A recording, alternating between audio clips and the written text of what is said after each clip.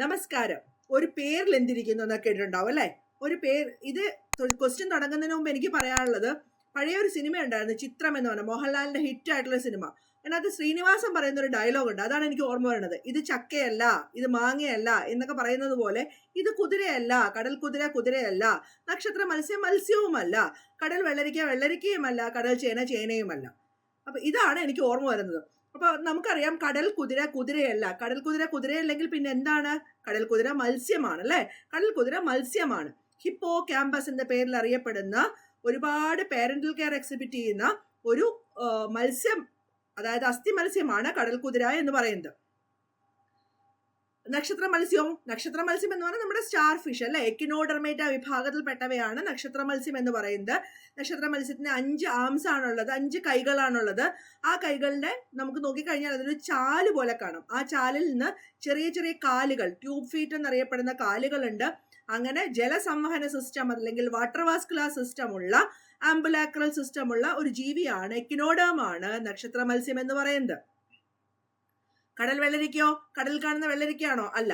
കടൽ വെള്ളരിക്ക എന്ന് പറയുന്നത് സീ കുക്കുംബർ ആണ്. സീ കുക്കുംബർ എന്ന് പറഞ്ഞാൽ അതിനെ കണ്ടാല് വെള്ളരിക്ക പോലെ ഇരിക്കുന്നു, അതുകൊണ്ടാണ് അതിനെ കടൽ വെള്ളരിക്ക എന്ന് വിളിക്കുന്നത്. അതും എക്കിനോഡർമേറ്റ വിഭാഗത്തിൽപ്പെട്ടവയാണ്. അതിന്റെ പ്രത്യേകത എന്താന്ന് വെച്ചാൽ, ശത്രുക്കളിൽ നിന്ന് രക്ഷ നേടാനായിട്ട് അത് വെള്ളത്തെ തെറിപ്പിക്കാറുണ്ട്. മാത്രമല്ല, എവിസറേഷൻ എന്നൊരു പ്രക്രിയ, അതായത് അതിന്റെ ഉള്ളിലുള്ള അവയവങ്ങളൊക്കെ അതിങ്ങനെ പുറത്തേക്ക് തള്ളും. ഇത് കണ്ടു കഴിഞ്ഞാല് ശത്രുക്കളിൽ നിന്ന് രക്ഷ നേടാനുള്ള ഒരു മാർഗമാണ് കടൽ വെള്ളരിക്കയുടെ. അപ്പൊ എവിസറേഷൻ കാണിക്കുന്ന ഒരു എക്കിനോഡാമാണ് കടൽ വെള്ളരിക്ക. കടൽ ചേനയോ? കടൽ ചേന എന്ന് പറയുന്നത് ചേനയല്ല, കടലിൽ കാണുന്ന സീ അർച്ചിൻ എന്ന് പറയുന്ന ഒരു ജീവിയാണ്. സീ അർച്ചിനും എക്കിനോഡാമാണ്. അപ്പോൾ സീ അർച്ചിൻ എന്ന് പറയുന്ന ജീവിയുടെ മുള്ളുകളാണ് നമ്മൾ കന്യാകുമാരിയിലൊക്കെ പോയി കഴിഞ്ഞാൽ സ്ലേറ്റ് പെൻസിലായിട്ട് ഉപയോഗിക്കുന്നത്. അപ്പൊ വീണ്ടും പറയുന്നു, കടൽ കുതിര കുതിരയല്ല, നക്ഷത്ര മത്സ്യം മത്സ്യമല്ല, കടൽ വെള്ളരിക്ക വെള്ളരിക്കയല്ല, കടൽ ചേന ചേനയുമല്ല. ഇങ്ങനെ ഒരു പേരിൽ എന്തിരിക്കുന്നു എന്ന് ചോദിക്കാനും മാത്രം ഒരുപാട് ജീവികളെ കുറിച്ച് നമുക്ക് പഠിക്കാനുണ്ട്. പെന്നാറ്റുല എന്നറിയപ്പെടുന്ന സീ പെൻ അല്ലെങ്കിൽ കടൽ പേന, ഗോർഗോണിയ എന്നറിയപ്പെടുന്ന സീ ഫാൻ അല്ലെങ്കിൽ കടൽ പങ്ക. ഇങ്ങനെ ഒരുപാട് ജീവികൾ അല്ലെ, ഒരുപാട് ജീവികളെ, വ്യത്യസ്തമായ ജീവികളെ കുറിച്ച് പഠിക്കാൻ ഉള്ളതാണ് നമ്മുടെ ഈ സെക്ഷൻ എന്ന് പറയുന്നത്. അപ്പൊ നട്ടലുള്ള ജീവികൾ ഏതാ ഇതിനകത്ത്? ക്ലിയർ അല്ലേ? കാരണം നക്ഷത്ര മത്സ്യമാണെങ്കിലും കടൽ വെള്ളരിക്കയാണെങ്കിലും കടൽ ചേനയാണെങ്കിലും എക്കിനോഡമാണ്. കടൽ കുതിര എന്താണ്? അസ്ഥി മത്സ്യമാണ്. അസ്ഥി മത്സ്യം എന്ന് പറയുമ്പോൾ വേറെന്തോ ഒരു മത്സ്യം ഉണ്ടല്ലോ, അതെന്താ മത്സ്യം? അത് തരുണാസ്ഥി മത്സ്യമാണ് അല്ലെ. അസ്ഥി മത്സ്യവും തരുണാസ്ഥി മത്സ്യവും തമ്മിലുള്ള വ്യത്യാസം, മുള്ളുള്ള മീനും മുള്ളില്ലാത്ത മീനും എന്നുള്ളത് വ്യത്യാസമാണ്.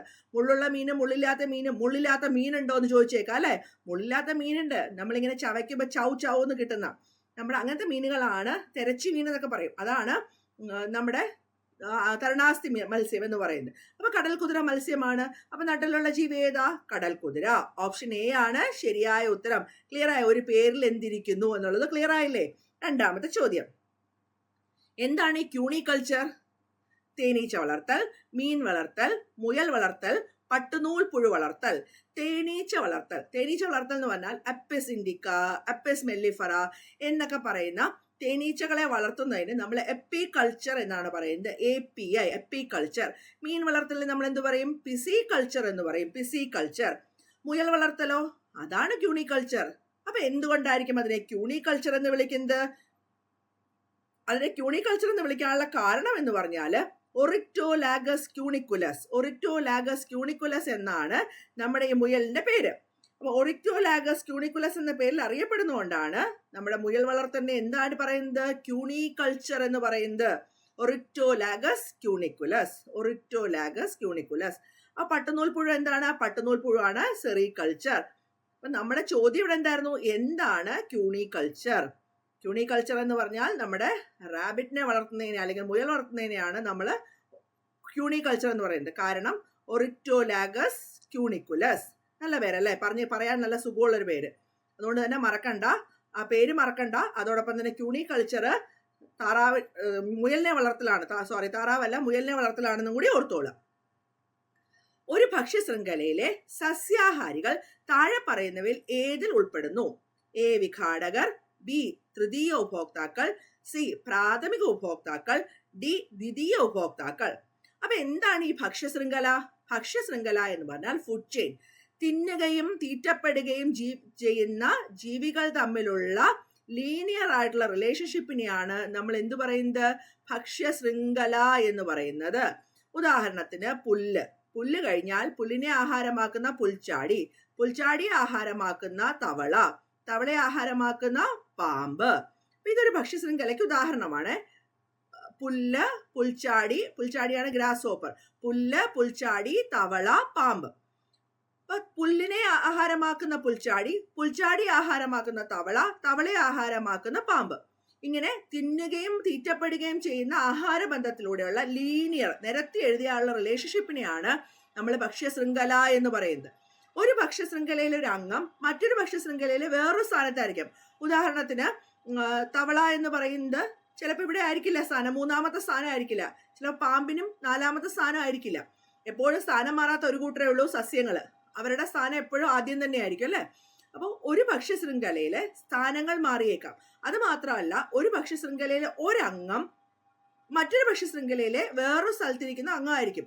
അങ്ങനെ വരുമ്പോൾ ഇന്റർ കണക്റ്റഡ്, പരസ്പരം ബന്ധിപ്പിക്കപ്പെട്ട അല്ലെങ്കിൽ ഇന്റർ കണക്റ്റഡ് ആയിട്ടുള്ള ഭക്ഷ്യ ശൃംഖലയാണ് ഭക്ഷ്യ ശൃംഖല ജാലം അഥവാ ഫുഡ് വെബ് എന്ന് പറയുന്നത്. ഇനി നമുക്ക് ഓരോരുത്തരായിട്ട് നോക്കാം. നമുക്ക് ഈ ഭക്ഷ്യ ശൃംഖലയിലെ അംഗങ്ങളെയൊക്കെ 2 കാറ്റഗറി ആയിട്ട് തിരിക്കാം. ഒന്നാമത്തെ കാറ്റഗറി എന്ന് പറയുന്നത് ഉൽപാദകർ, ഉൽപാദിപ്പിക്കാൻ കഴിവുള്ളവർ. എന്താണ് ഉൽപാദിപ്പിക്കാൻ കഴിവുള്ളവർ? ഹരിതസസ്യങ്ങളും അതുപോലെ ഹരിതകമുള്ള മറ്റു സസ്യങ്ങളും ഒക്കെ എന്താ ചെയ്യുന്നത്? ഇവരെ ആഹാരം പാകം ചെയ്യും അല്ലെ. എന്ത് ആഹാരം പാകം ചെയ്യുന്നത്? ഗ്ലൂക്കോസ് പാകം ചെയ്യും. ഗ്ലൂക്കോസ് എന്തുപയോഗിച്ച് പാകം ചെയ്യും? കാർബൺ ഡൈ ഓക്സൈഡും ജലവും ഒക്കെ ഉപയോഗിച്ച്, സൺലൈറ്റും ഒക്കെ, സൂര്യപ്രകാശം ഒക്കെ ഉപയോഗിച്ച് സസ്യങ്ങൾ ഗ്ലൂക്കോസ് പാകം ചെയ്യുന്ന പ്രക്രിയയ്ക്ക് പറയുന്ന പേരാണ് പ്രകാശ സംശ്ലേഷണം. ഇങ്ങനെ ഉൽപ്പാദിപ്പിക്കാൻ കഴിവുള്ളതുകൊണ്ട് സസ്യങ്ങളെ അല്ലെങ്കിൽ ഭക്ഷ്യശൃംഖലയിലെ ആദ്യത്തെ കാറ്റഗറി ആൾക്കാരെ ഉൽപാദകർ അല്ലെങ്കിൽ സ്വപോഷികൾ എന്ന് വിളിക്കും. പ്രൊഡ്യൂസേഴ്സ് അല്ലെങ്കിൽ ഓട്ടോട്രോഫ്സ് എന്ന പേരിൽ അറിയപ്പെടും. മറ്റെല്ലാവരും, നമ്മുടെ സസ്യങ്ങൾ കഴിഞ്ഞ് ബാക്കിയുള്ള എല്ലാവരും തന്നെ ഈ സസ്യങ്ങളെ നേരിട്ടോ അല്ലാതെയോ ആശ്രയിക്കുന്ന ആൾക്കാരാണ്. അതുകൊണ്ട് തന്നെ നമ്മൾ അവരെ എന്ത് വിളിക്കും? ഉപഭോക്താക്കൾ എന്ന് വിളിക്കും. ഉപഭോക്താക്കൾ അല്ലെങ്കിൽ ഇവരെല്ലാം തന്നെ സസ്യങ്ങളെ ആശ്രയിക്കുന്നുണ്ട്. ഇവരെ നമ്മൾ പരപോഷികൾ എന്ന് വിളിക്കാറുണ്ട്. കൺസ്യൂമേഴ്സ് അല്ലെങ്കിൽ ഹെറ്ററോട്രോഫ്സ്. ഓട്ടോട്രോഫ്സ് എന്ന് പറഞ്ഞാൽ സ്വപോഷികൾ, ഹെറ്ററോട്രോഫ്സ് എന്ന് പറഞ്ഞാൽ പരപോഷികൾ. പ്രൊഡ്യൂസേഴ്സ് എന്ന് പറഞ്ഞാൽ ഉൽപാദകർ, കൺസ്യൂമേഴ്സ് എന്ന് പറഞ്ഞാൽ ഉപഭോക്താക്കൾ. അപ്പൊ സസ്യങ്ങൾ മാത്രമാണ് പ്രൊഡ്യൂസേഴ്സ് അല്ലെങ്കിൽ ഓട്ടോട്രോഫ്സ്. ബാക്കി എല്ലാവരും എന്താണ്? കൺസ്യൂമേഴ്സ് അല്ലെങ്കിൽ പരപോഷികളാണ് അല്ലെ. കൺസ്യൂമേഴ്സ്, പരപോഷികൾ. കൺസ്യൂമേഴ്സ് എന്ന് പറഞ്ഞാൽ ഉപഭോക്താക്കൾ, പരപോഷികൾ എന്ന് പറഞ്ഞാൽ ഹെറ്ററോട്രോഫ്സ്. ഇനി വിഘാടകർ ആരാണ്? ഇവരൊക്കെ മൃതശരീരമായി മാറുന്ന സമയത്ത് ഈ മൃതശരീരങ്ങൾ പ്രവർത്തിച്ച് വിഘടിപ്പിക്കുന്ന ആൾക്കാരെയാണ്, സൂക്ഷ്മജീവികളെയാണ് നമ്മൾ വിഘാടകർ എന്ന് പറയുന്നത്. ഇനി നമുക്ക് ചോദ്യത്തിലേക്ക് വരാം. ഒരു ഭക്ഷ്യശൃംഖലയിലെ സസ്യാഹാരികൾ താഴെ പറയുന്നവയിൽ ഏതിൽ പെടുന്നു? ഒരു ഭക്ഷ്യശൃംഖലയിലെ സസ്യാഹാരികൾ എന്ന് പറഞ്ഞാൽ സസ്യത്തെ നേരിട്ട് ആഹാരമാക്കുന്നവരെയാണ് സസ്യാഹാരികൾ എന്ന് പറയുന്നത്. അങ്ങനെ വരുമ്പോൾ സസ്യത്തെ നേരിട്ട് ആഹാരമാക്കുന്നവർ ആദ്യത്തെ ഉപഭോക്താക്കളായിരിക്കും അല്ലെ. ആദ്യ സസ്യങ്ങളെ ഉപഭോക്താക്കൾ, കൺസ്യൂം ചെയ്യുന്ന ആൾക്കാർ. അപ്പൊ അവരെ നമുക്ക് എന്ത് വിളിക്കാം? പ്രാഥമിക ഉപഭോക്താക്കൾ എന്ന് വിളിക്കാം. ഇവിടെ ഓപ്ഷൻ സി ആണ് റൈറ്റ് ആൻസർ. അടുത്ത ചോദ്യം, പൊള്ളലേറ്റാൽ നൽകേണ്ട പ്രഥമ ശുശ്രൂഷ എന്താണ്? എ. ഉപ്പുവെള്ളത്തിൽ കഴുകുക, ബി. നെയ്യ് പുരട്ടുക, സി. സോപ്പും വെള്ളം ഉപയോഗിച്ച് കഴുകുക, ഡി. 10-15 മിനിറ്റ് സാധാരണ ജലം ഒഴിക്കുക. പ്രഥമ ശുശ്രൂഷ അഥവാ ഫസ്റ്റ് എയ്ഡ് എന്ന് പറഞ്ഞാൽ വളരെ പ്രധാനപ്പെട്ട ഒരു ടോപ്പിക്കാണ്. ഈ ടോപ്പിക്ക് പഠിക്കുമ്പോൾ പല പ്രഥമ ശുശ്രൂഷകളും, നമ്മൾ പൊള്ളലേറ്റാല്, പാമ്പ് കടിയേറ്റാല്, കൈ ഒടിഞ്ഞാല്, ഇങ്ങനെ ഫ്രാക്ചേഴ്സ് ഉണ്ടായി കഴിഞ്ഞാൽ എന്ത് ചെയ്യണം, ഇതൊക്കെ നമ്മൾ പഠിക്കുന്നുണ്ട്. അപ്പൊ ഇവിടെ പൊള്ളലേറ്റാൽ നൽകേണ്ട പ്രഥമ ശുശ്രൂഷ എന്താണെന്ന് ചോദിച്ചാൽ, സാധാരണ പൊള്ളിക്കഴിഞ്ഞാൽ ആദ്യം തന്നെ ദേഹത്തോട് ഒട്ടിപ്പിടിച്ചിരുന്ന ഡ്രസ്സ്, അങ്ങനെ സാധനങ്ങളൊക്കെ വലിച്ചു മാറ്റാൻ തുടങ്ങും. അത് ചെയ്യരുത്. കാരണം അത് പൊള്ളലിന്റെ ആഘാതം വർദ്ധിപ്പിക്കുകയുള്ളൂ. അതോടൊപ്പം തന്നെ പേസ്റ്റ്, അങ്ങനെ സാധനങ്ങളൊക്കെ പുരട്ടുന്ന കാണാം. ഇതിനൊക്കെ ഉപരിയായിട്ട് 10 മുതൽ 15 മിനിറ്റ് വരെ സാധാരണ ജലം ഒഴിക്കുക എന്നതാണ് പൊള്ളലേറ്റാൽ നൽകേണ്ട ആദ്യത്തെ ശുശ്രൂഷ. അപ്പൊ പൊള്ളലേറ്റാൽ നൽകേണ്ട പ്രഥമ ശുശ്രൂഷ എന്താണ്? പൊള്ളലേറ്റാൽ നൽകേണ്ട പ്രഥമ ശുശ്രൂഷയാണ് 10 മുതൽ 15 മിനിറ്റ് സാധാരണ ജലം ഒഴിക്കുക. പ്രോട്ടിസ്റ്റ വിഭാഗത്തിൽപ്പെട്ട ഏകകോശ ജീവികൾ മൂലം ഉണ്ടാവുന്ന രോഗങ്ങളുടെ കൂട്ടം. നോക്കുമ്പോൾ പ്രോട്ടിസ്റ്റ വിഭാഗത്തിൽപ്പെട്ട ജീവികൾ എന്ന് പറയുമ്പോൾ നമുക്കിവിടെ ശ്രദ്ധിക്കേണ്ട ഒരു പ്രധാനപ്പെട്ട കാര്യം, നമ്മൾ രോഗങ്ങളെ കുറിച്ച് പഠിക്കുമ്പോൾ ഏറ്റവും പ്രധാനപ്പെട്ട കാര്യമാണ് ബാക്ടീരിയ മൂലമുണ്ടാവുന്ന രോഗങ്ങൾ, അതുപോലെ തന്നെ വൈറസ് മൂലമുണ്ടാകുന്ന രോഗങ്ങൾ, ഫംഗസ് മൂലമുണ്ടാകുന്ന രോഗങ്ങൾ, പ്രോട്ടോസോവ മൂലമുണ്ടാകുന്ന രോഗങ്ങൾ, അതുപോലെ വിരകൾ മൂലമുണ്ടാകുന്ന രോഗങ്ങൾ. ഈ രോഗങ്ങളെ നമ്മൾ പല കാറ്റഗറികളായിട്ട് ഡിവൈഡ് ചെയ്യും. പല കാറ്റഗറികളാണ് എല്ലാ ക്വസ്റ്റ്യൻ പേപ്പറിലും ക്വസ്റ്റ്യൻസ് കണ്ടുവരാറുണ്ട്. സൂക്ഷ്മജീവികൾ മൂലമുണ്ടാകുന്ന രോഗങ്ങളെ bacteria, virus, fungus, protozoa, helminthic അല്ലെങ്കിൽ വിരകൾ എന്ന് പറയാറുണ്ട്. പിന്നെ ജലത്തിൽ കൂടി പകരുന്ന രോഗങ്ങൾ, അതുപോലെ തന്നെ കോണ്ടാക്റ്റിൽ കൂടെ, സമ്പർക്കത്തിൽ കൂടെ പകരുന്ന രോഗങ്ങൾ, കൊതുക് പരത്തുന്ന രോഗങ്ങൾ, അങ്ങനെ പല വിധത്തിലായിട്ട് നമ്മൾ പഠിക്കും. ഇവിടെ നമ്മൾ ചോദ്യം എന്താന്ന് വെച്ചാൽ പ്രോട്ടിസ്റ്റ വിഭാഗത്തിൽപ്പെട്ട ഏകകോശ ജീവികൾ മൂലമുണ്ടാകുന്ന രോഗങ്ങളുടെ കൂട്ടം. നമുക്ക് എ വട്ടച്ചൊറി, വളങ്കടി, സോറിയാസിസ്. ബി ഡെങ്കിപ്പനി, കോളറ, ക്ഷയം. സി ചിക്കൻ ഗുനിയ, പക്ഷിപ്പനി, chicken box. D malaria, amoebic dysentery, sleeping sickness. ഇതിൽ നമ്മൾ സാധാരണ ഡിസീസസ് പഠിക്കുന്നത് കോഡ് വെച്ചാണ് നമ്മൾ പഠിക്കുക. ഫംഗൽ ഡിസീസ് പഠിക്കുമ്പോൾ നമ്മൾ പറയും ജില്ലയിൽ നിന്ന് വന്ന അത്ലറ്റ് കാൻഡിഡേറ്റിന്റെ റിങ് ആരോ ചൂണ്ടി. ജില്ലയിൽ നിന്ന് വന്ന അത്ലറ്റ് കാൻഡിഡേറ്റിന്റെ റിങ് ആരോ ചൂണ്ടി. ജില്ല എന്ന് പറഞ്ഞാൽ ആസ്പെർജിലോസിസ്. ആസ്പെർജിലോസിസ് എന്ന് പറഞ്ഞാൽ ഒരു ഫംഗസ് ഉണ്ടാക്കുന്ന രോഗമാണ്. അടുത്ത അത്ലറ്റ്. അത്ലറ്റ്സ് ഫുഡ് എന്ന രോഗത്തെയാണ് അത്ലറ്റ് എന്നുകൊണ്ട് ഉദ്ദേശിക്കുന്നത്. വളങ്കടിയാണ് അത്ലറ്റ്സ് ഫുഡ്. വളങ്കടി ഫംഗൽ രോഗമല്ലേ? അപ്പൊ ഈ കാറ്റഗറി അല്ല എന്നുള്ള കാര്യം ഉറപ്പായി. ഇങ്ങനത്തെ ക്വസ്റ്റിന്റെ ഏറ്റവും വലിയ ഗുണം എന്താണെന്ന് വെച്ചാൽ ഇങ്ങനത്തെ കോഡുകളൊക്കെ പഠിച്ചു കഴിഞ്ഞാൽ ഏതെങ്കിലും ഒരാളെ കിട്ടിക്കഴിഞ്ഞാൽ നമുക്ക് ആ ഒരു ഓപ്ഷൻ ഡിസ്കാർഡ് ചെയ്യാം. ഇവിടെ തന്നെ എ ഓപ്ഷൻ അല്ല എന്നുള്ള കാര്യം ഉറപ്പായി. എന്നാൽ ഞാൻ പറയാം ആരൊക്കെയാണെന്ന്. ആസ്പെർജിലോസിസ്, അതുപോലെ അത്ലറ്റ്സ് ഫുഡ്, കാൻഡിയാസിസ്, ജില്ലയിൽ നിന്ന് വന്ന അത്ലറ്റ് കാൻഡിഡേറ്റിന്റെ കാൻഡിയാസിസ്, റിങ് ആരോ ചൂണ്ടി. റിങ് എന്ന് പറഞ്ഞാൽ റിങ് വേം. റിങ് വേം എന്ന് പറഞ്ഞാൽ വട്ടച്ചൊറി, അതും ഒരു ഫംഗൽ ഡിസീസ് ആണ്. സോറിയാസിസിനെ പല കാറ്റഗറിയിൽ പെടുത്താറുണ്ട്. ഇവിടെ നമുക്ക് ഫംഗസിന്റെ കൂടെ തന്നെ ചേർക്കാം. അപ്പൊ ഇതാണ് ഓപ്ഷൻ അല്ല. ഈ ഓപ്ഷനെ നമുക്ക് കളയാം. അടുത്തതാരാ? ഡെങ്കിപ്പനി, കോളറ, ക്ഷയം. ഈ ഡെങ്കിപ്പനി എന്ന് പറഞ്ഞാൽ നമ്മൾ ഒരു കോഡും കൂടെ പഠിക്കും. DYSPക്ക് ജലദോഷം. DYSPക്ക് ജലദോഷം എന്ന് പറഞ്ഞാൽ D dengue fever. Y yellow fever. S DYSPയുടെ ഡി എന്ന് പറയുന്ന ഡെങ്കു ഫീവർ, Y എന്ന് പറയുന്ന യെല്ലോ ഫീവർ, എസ് എന്ന് പറയുന്ന സാഴ്സ് സ്മോൾ പോക്സ്, സാഴ്സ് എന്ന് പറയുന്നത് severe acute respiratory syndrome, small pox എന്ന് പറയുന്നത് വസൂരി. അല്ലെങ്കിൽ എസ് എന്ന് പറയുന്ന 2 അസുഖങ്ങളാണ് നമ്മൾ പഠിക്കുന്നത്. സ്മോൾ പോക്സ് അല്ലെങ്കിൽ വസൂരി, SARS severe acute respiratory syndrome. അതുപോലെ പി എന്ന് പറയുന്നത് പോളിയോ. അപ്പൊ dengue fever, yellow fever, SARS, small pox, polio. അപ്പൊ DYSPക്ക് ജലദോഷം, കോമൺ കോൾഡും വൈറൽ ഡിസീസ് ആണ്. അപ്പൊ ഡെങ്കിപ്പനി വൈറൽ ഡിസീസ് അല്ലേ? അടുത്തത് കോളറ എന്ന് പറയുന്നത് ബാക്ടീരിയൽ ഡിസീസ് ആണ്. കോളറ എന്ന് പറയുന്നത് ബാക്ടീരിയൽ ഡിസീസ് ആണെന്ന് പറഞ്ഞാൽ നമ്മൾ ബാക്ടീരിയൽ ഡിസീസിന് നമ്മൾ കോഡാണ് പഠിക്കുന്നത്. വിപിൻ കോഴിക്കോട് എയ്സ് കോളേജിലാണ് TTCക്ക് പഠിക്കുന്നത്. വിപിൻ കോഴിക്കോട് എയ്സ് കോളേജിലാണ് TTCക്ക് പഠിക്കുന്നത്. ഒരു കോഡ് നമ്മൾ പഠിക്കും. KKD Kozhikode. KKD Kozhikode ace കോളേജിലാണ്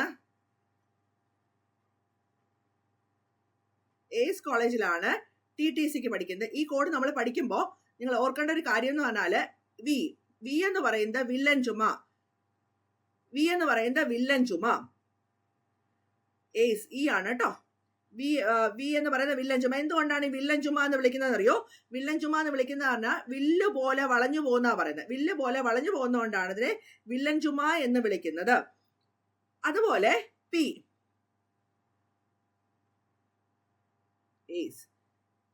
എന്ന് പറയുന്നത് പ്ലേഗ് ആണ്. കറുത്ത മരണം എന്നൊക്കെ അറിയപ്പെടുന്ന രോഗമായ പ്ലേഗ് ആണ് പി എന്ന് പറയുന്നത് കേട്ടോ. അടുത്ത എൻ എന്ന് പറയുന്നത് ന്യൂമോണിയാണ്. ന്യൂമോണിയയുടെ സ്പെല്ലിംഗ് എൻ അല്ലെങ്കിൽ പോലും നമ്മൾ മലയാളത്തിൽ എഴുതുമ്പോൾ ന്യൂമോണിയ എന്നല്ല എഴുതാം. അതുകൊണ്ടാണ് അങ്ങനെ പറയുന്നത്. അപ്പൊ വില്ലൻ ചുമ, അതുപോലെ പി എന്ന് പറയുന്നത് പോളിയോ, എൻ എന്ന് പറയുന്നത് ന്യൂമോണിയ. സോറി, പോളിയോ അല്ല, പോളിയോ വൈറൽ രോഗമാണ്. പി എന്ന് പറയുന്നത് പ്ലേഗ്. ഇവിടെ KKD, K കുഷ്ഠം, K ക്ഷയം, D ഡിഫ്തീരിയ. K കുഷ്ഠം, K ക്ഷയം, D ഡിഫ്തീരിയ. ഡിഫ്തീരിയ എന്ന തൊണ്ടമാല. A anthrax, S syphilis, E എലിപ്പനി, T typhoid, T tetanus, C cholera. നമ്മുടെ ബാക്ടീരിയൽ ഡിസീസിന്റെ കോഡാണ് VPN. വില്ലൻ ചുമ, plague, pneumonia, Vipin. KKD Kozhikode കുഷ്ഠം, ക്ഷയം, ഡിഫ്തീരിയ. എയ്സ് കോളേജിലാണ്. A anthrax, S syphilis, E എലിപ്പനി. TTCക്ക് പഠിക്കുന്നത് T typhoid, T tetanus, C cholera. അപ്പൊ കോളറ എന്തായി? കോളറ നമ്മുടെ ബാക്ടീരിയൽ ഡിസീസ് ആയി. ഇവിടെ നമ്മൾ KKD എന്താ പഠിച്ച? കുഷ്ഠം, ക്ഷയം, ഡിഫ്തീരിയ അല്ലെ? കുഷ്ഠം, ക്ഷയം, ഡിഫ്തീരിയ. അപ്പൊ എന്തായി? ഇവിടെയും ബാക്ടീരിയൽ ഡിസീസ് ആയി. ഇനി നമ്മുടെ ചിക്കൻ ഗുനിയ, പക്ഷിപ്പനി, ചിക്കൻ ബോക്സ് ഏത് കാറ്റഗറി പെടും? ചിക്കൻ ഗുനിയ, പക്ഷിപ്പനി, ചിക്കൻ ബോക്സ്. അവിടെ നമ്മൾ വീണ്ടും ഒരു കോഡ് പഠിക്കും. നമ്മൾ ബാക്ടീരിയൽ ഡിസീസിന് ഒരു കോഡ് പഠിച്ചു. വിപിൻ കോഴിക്കോട് എയ്സ് കോളേജിലാണ് TTCക്ക് പഠിക്കുന്നത്. വിപിന്റെ വി വില്ലൻ ചുമ, P plague, N pneumonia, K കുഷ്ഠം, കെ ക്ഷയം, D diphtheria, A anthrax, S syphilis, E എലിപ്പനി, T typhoid, T tetanus, C cholera. അല്ല, ഇത് നമ്മളിങ്ങനെ പഠിച്ചോളാം. ഇനിയുണ്ട് കോഡുകൾ. എല്ലാ കോഡും കൂടെ ഈ ഒരു ക്ലാസ്സിൽ പറയാൻ പറ്റില്ല. ഇനി വരും ക്ലാസ്സുകളിൽ നമുക്ക് പറയാം. അപ്പൊ ചിക്കൻ ഗുനിയ, പക്ഷിപ്പനി, ചിക്കൻ ബോക്സ് ഏത് കാറ്റഗറിയിലാണെന്ന് നോക്കാം. അപ്പൊ നമുക്ക് ഇതിനെയും ഈ കോഡിനെയും അല്ലെങ്കിൽ ഈ ഓപ്ഷനെയും നമുക്ക് കളയാം. അപ്പൊ എ ഓപ്ഷനും അല്ല, ബി ഓപ്ഷനും അല്ല. ഇനി സി ഓപ്ഷൻ ചിക്കൻ ഗുനിയ, പക്ഷിപ്പനി, ചിക്കൻ ബോക്സ്, അതുപോലെ വസൂരി, മീസിൽസ് അഥവാ മണ്ണൻ അല്ലെങ്കിൽ അഞ്ചാം പനി, ഇവരൊക്കെ പോക്സ് ഉള്ള ആൾക്കാരാണ്. ഇവരൊക്കെ എന്താണ്? വൈറൽ ഡിസീസ് ആണ് അല്ലെ? ചിക്കൻ ഗുനിയ പഠിക്കുമ്പോൾ നമ്മള് മച്ചമ്പിക്ക്, DYSPക്ക് ജലദോഷം ഒരു കോഡ് പഠിച്ചു അല്ലെ? നമ്മൾ വൈറൽ ഡിസീസിന് D dengue fever, Y yellow fever, S SARS small pox, P polio, ജലദോഷം. ഇത്രയും നമ്മൾ വൈറൽ ഡിസീസിൽ പഠിച്ചു. വൈറൽ ഡിസീസിന് ഒരു കോഡും കൂടെ ഉണ്ട്. ആ കോഡാണ് മച്ചമ്പി. MACHEMPI.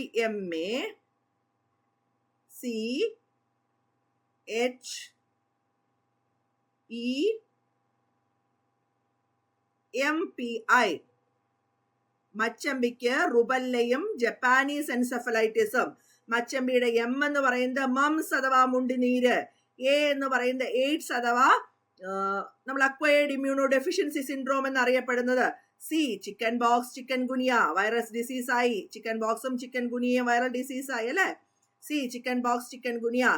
H herpes hepatitis. E Ebola. M measles അഥവാ അഞ്ചാം പനി. P പറയുമ്പോ 3 P ഉണ്ട്. പന്നിപ്പനി, പക്ഷിപ്പനി, പേവിഷബാധ. പന്നിപ്പനി, പക്ഷിപ്പനി, പേവിഷബാധ. ഓക്കെ. I ഇൻഫ്ലുവൻസ, അതുപോലെ റുബല്ലയും ജപ്പാനീസ് എൻസെഫലൈറ്റിസും. അപ്പൊ നമ്മൾ വൈറൽ ഡിസീസ് ഏത് കോഡിലാ പഠിക്കുക? DYSPക്ക് ജലദോഷം, മച്ചമ്പിക്ക് റുബല്ലയും ജപ്പാനീസ് എൻസെഫലൈറ്റിസും. ബാക്ടീരിയൽ ഡിസീസ് എങ്ങനെയാ പഠിക്കുക? വിപിൻ കോഴിക്കോട് എയ്സ് കോളേജിലാണ് TTCക്ക് പഠിക്കുന്നത്. അതുപോലെ ഫംഗൽ ഡിസീസ് പഠിക്കാനും കോഡുണ്ട്. ഫംഗൽ ഡിസീസ് ഏതാ? ആസ്പെർജില്ലോസിസ് തുടങ്ങുന്ന ജില്ലയിൽ നിന്ന് വന്ന അത്ലറ്റ് കാൻഡിഡേറ്റിന്റെ റിംഗ് ആരോ ചൂണ്ടി. അപ്പൊ നമുക്ക് ഇതും കളയാല്ലേ? ഇതും വൈറൽ ഡിസീസ് ആണ്. ഈ ഓപ്ഷനും കളഞ്ഞു. ഇനി നമുക്ക് ഉള്ള ഓപ്ഷൻ ഏതാ? ഡി എന്ന ഓപ്ഷൻ. മലേറിയ അല്ലെങ്കിൽ മലമ്പനി പ്ലാസ്മോഡിയം ഉണ്ടാക്കുന്നു. അമീബിക് ഡിസെൻട്രി എൻഡമീബ ഉണ്ടാക്കുന്നു. സ്ലീപ്പിംഗ് സിക്നസ് ട്രിപ്പനോസോമ ഉണ്ടാക്കുന്നു. ഒന്നുകൂടെ പറയാം. മലേറിയ പ്രോട്ടിസ്റ്റ വിഭാഗത്തിൽപ്പെട്ട പ്ലാസ്മോഡിയം ഉണ്ടാക്കുന്ന രോഗമാണ് മലേറിയ. എൻഡമീബ പ്രോട്ടിസ്റ്റ വിഭാഗത്തിൽപ്പെട്ട എൻഡമീബ ഉണ്ടാക്കുന്ന രോഗമാണ് അമീബിക് ഡിസെൻട്രി. അതുപോലെ തന്നെ പ്രോട്ടിസ്റ്റ വിഭാഗത്തിൽപ്പെട്ട ട്രിപ്പനോസോമ ഉണ്ടാക്കുന്ന രോഗമാണ് sleeping sickness. Option D is the right answer. നമ്മൾ ഡിസീസസ് പഠിക്കുമ്പോൾ ഇങ്ങനെ പഠിച്ചു കഴിഞ്ഞാൽ കണ്ണു അടച്ച് ബാക്ടീരിയ അല്ല, വൈറസ് അല്ല, ഫംഗസ് അല്ല, എന്ത് വന്നാലും നമുക്ക് വളരെ പെട്ടെന്ന് തന്നെ ഉത്തരം എഴുതാൻ പറ്റും. Option D is the right answer. അടുത്ത ക്വസ്റ്റ്യൻ. ദുരന്തങ്ങളെ അതിജീവിക്കാൻ നിർമ്മിക്കുന്ന ഷെൽട്ടറിന്റെ സവിശേഷതകൾ പെടാത്തത് എന്ത്? എളുപ്പം നിർമ്മിക്കാൻ സാധിക്കുന്നു. അത് സവിശേഷതയാണ്. കാരണം ദുരന്തങ്ങളെ അതിജീവിക്കാനായിട്ട് ഷെൽട്ടർ പെട്ടെന്ന് തന്നെ നിർമ്മിക്കേണ്ടതുണ്ട്. അതുപോലെ തന്നെ മതിയായ വായുസഞ്ചാരമുള്ളത്. എപ്പോഴും ഷെൽട്ടറുകളുടെ പ്രത്യേകതയാണ് മതിയായ വായുസഞ്ചാരമുള്ളത്, ഘടനാപരമായ സമഗ്രതയുള്ളത്. അതിനൊരു ഘടന ഉണ്ടാവണം. പക്ഷെ ചെലവ് കൂടുതൽ പറ്റുമോ? ഒന്നാമതേ ദുരന്തമാണ്. ദുരന്തത്തിന് അതിജീവിക്കാനുള്ള ബുദ്ധിമുട്ടാണ്. അപ്പൊ അതുകൊണ്ട് ചിലവ് കൂടുതൽ എന്ന് പറയുന്നത്, ചിലവ് കൂടുതലുള്ള വീടുകൾ അല്ലെങ്കിൽ ചിലവ് കൂടുതലുള്ള ഷെൽട്ടറുകൾ നിർമ്മിക്കുക എന്നത് ഒരു സവിശേഷതയല്ല. ഓപ്ഷൻ സി ആണ് റൈറ്റ് ആൻസർ. അടുത്ത ചോദ്യം. താഴെ പറയുന്നവയിൽ ഹരിതഗൃഹവാതകം അല്ലാത്തതേത്? Carbon dioxide, nitrous oxide, methane, carbon monoxide. ഇത്രയും പറഞ്ഞ ആൾക്കാരാണ് ഇതിനകത്ത് പെട്ട ആൾക്കാരെ കുറിച്ച് പറയുമ്പോൾ കാർബൺ ഡൈ ഓക്സൈഡ് ഫാക്ടറികളിൽ നിന്നും വണ്ടികളിൽ നിന്നും അതുപോലെ തന്നെ ഇലക്ട്രിസിറ്റിയും കൽക്കരിയൊക്കെ ബേൺ ചെയ്യുമ്പോഴും ഒക്കെ ഉണ്ടാവുന്നതാണ് കാർബൺ ഡൈ ഓക്സൈഡ്. മീഥേൻ എന്ന് പറയുന്നത് നമ്മുടെ കൃഷികളൊക്കെ നടത്തുന്ന അല്ലെങ്കിൽ കൽക്കരി ഖനനത്തിൽ നിന്ന്, oil and natural gas industries നിന്നൊക്കെ മീഥേൻ പുറത്തുവിടുന്നു. നൈട്രസ് ഓക്സൈഡ് ആവട്ടെ ഫെർട്ടിലൈസേഴ്സ് നിന്നും അതുപോലെ കെമിക്കൽ വ്യവസായത്തിൽ നിന്ന്, വേസ്റ്റ് വാട്ടറിൽ നിന്നൊക്കെ ഉണ്ടാവുന്നതാണ്.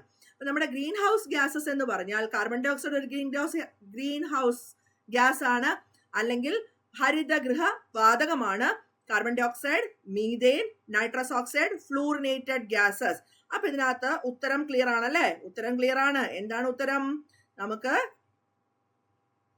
ഏതാണ് ഉത്തരം? Carbon monoxide. അത്ര ചില്ലറ പുള്ളിയൊന്നും അല്ല, പക്ഷെ ഹരിതഗൃഹ വാതകമല്ല. കാർബൺ മോണോക്സൈഡ് ഒരു വല്ലാത്ത സാധനമാണ്. കാരണം എന്താ വെച്ചാല് നമ്മളോട് വളരെ നമുക്ക് വേണ്ടപ്പെട്ട ഒരു സാധനമാണ് ഓക്സിജൻ. ഓക്സിജൻ ഇല്ലാതെ നമുക്ക് ജീവിക്കാൻ പറ്റില്ല. ഈ ഓക്സിജനും ഹീമോഗ്ലോബിനും തമ്മിൽ വളരെ അടുത്ത ബന്ധമുള്ള ആൾക്കാരാണ്. ഈ ഹീമോഗ്ലോബിൻ ഓക്സിജൻ ഇല്ലാതെ പറ്റില്ല. അങ്ങനെയുള്ള ഹീമോഗ്ലോബിന്റെ കൂടെ ഓക്സിജനും കാർബൺ മോണോക്സൈഡും കൂടെ നിൽക്കുന്ന സമയത്ത് ഈ കാർബൺ മോണോക്സൈഡിനോട് ഓക്സിജനേക്കാളിലും 200 ഇരട്ടി ഇഷ്ടം കൂടുതലാണ് ഹീമോഗ്ലോബിന്. ഹീമോഗ്ലോബിന് ഓക്സിജനേക്കാളിലും 200 ഇരട്ടി ഇഷ്ടം കൂടുതൽ കാർബൺ മോണോക്സൈഡിനോടാണ്. അത് മാത്രമല്ല, വല്ല ഗുണമുണ്ടോ? കാർബൺ മോണോക്സൈഡ് പോയ്സണിങ് ഉണ്ടാക്കാന്ന് മാത്രം. ഇവിടെ ഉത്തരം കാർബൺ മോണോക്സൈഡ് ആണ്. അതൊരു ഹരിതഗൃഹ വാതകമല്ല. കാർബൺ ഡൈ ഓക്സൈഡ് ഒരു ഹരിതഗൃഹ വാതകമാണ്, ഗ്രീൻ ഹൗസ് ഗ്യാസ് ആണ്. നൈട്രസ് ഓക്സൈഡ് ഒരു ഗ്രീൻ ഹൗസ് ഗ്യാസ് ആണ്. മീഥേനും ഒരു ഗ്രീൻ ഹൗസ് ഗ്യാസ് ആണ്. ഗ്രീൻ ഹൗസ് ഗ്യാസ് അല്ലാത്തത് കാർബൺ മോണോക്സൈഡ് ആണ് എന്ന് പറഞ്ഞ് കാർബൺ മോണോക്സൈഡ് അപകടകാരിയല്ല എന്ന് നമുക്ക് പറയാൻ പറ്റില്ല. പക്ഷെ ഇവിടെ ഉത്തരം ഓപ്ഷൻ ഡി ആണ്. ജലസംഭരണ ശേഷി കൂടുതലുള്ള മണ്ണ് ഏതാണ്? എക്കൽ മണ്ണ്, മണൽ മണ്ണ്, ചെങ്കൽ മണ്ണ്, കളിമണ്ണ്. നമുക്ക് സോയിൽ വളരെ ഇമ്പോർട്ടന്റ് ആയിട്ടുള്ള ഒരു ടോപ്പിക് ആണ് മണ്ണ് എന്ന് പറയുന്നത്. ഇതിൽ ജലസംഭരണ ശേഷി കൂടുതലുള്ള മണ്ണ് ക്ലേ സോയിലാണ്, അതായത് കളിമണ്ണാണ് ജലസംഭരണ ശേഷി കൂടുതലുള്ളത്. Option D is the right answer. താഴെ പറയുന്നവയിൽ അന്നജം കൂടുതലുള്ള ആഹാര പദാർത്ഥം ഏത്? മുട്ട, തിന, കോഴിയിറച്ചി, മോര്. ഇതിനകത്ത് അന്നജം അഥവാ സ്റ്റാർച്ച് കൂടുതലുള്ളതെന്ന് പറഞ്ഞാല് മുട്ടയിലാണെങ്കിലും കോഴിയിറച്ചിയിലാണെങ്കിലും മോരിലാണെങ്കിലും സ്റ്റാർച്ച് കണ്ടന്റിനേക്കാളും പ്രോട്ടീൻ കണ്ടന്റ് ആണ് കൂടുതൽ. മാംസ്യമാണ് കൂടുതൽ കാണപ്പെടുന്നത്. ഇവിടെ അന്നജം കൂടുതലായി കാണപ്പെടുന്ന ആഹാരം, ഈ പറഞ്ഞിരിക്കുന്നതിൽ അന്നജം കൂടുതലായി കാണപ്പെടുന്ന ആഹാരം തിനയാണ്. സാധാരണ പൊട്ടറ്റോ, അതുപോലെ കപ്പ, അങ്ങനെ സാധനങ്ങൾ, ചോറ്, ഇങ്ങനെ സാധനങ്ങളിലൊക്കെയാണ് അന്നജം അഥവാ സ്റ്റാർച്ച് കൂടുതലായി കാണുന്നത്. ഇവിടെ തന്നിരിക്കുന്ന ഓപ്ഷനിൽ ഓപ്ഷൻ ബി ആണ് റൈറ്റ് ആൻസർ. ശരിയായ ജോഡി ഏത്? Kerala institute of local administration ആസ്ഥാനം. Kerala institute of local administration ആസ്ഥാനം എവിടെയാണ്? തിരുവനന്തപുരത്താണോ? അല്ല.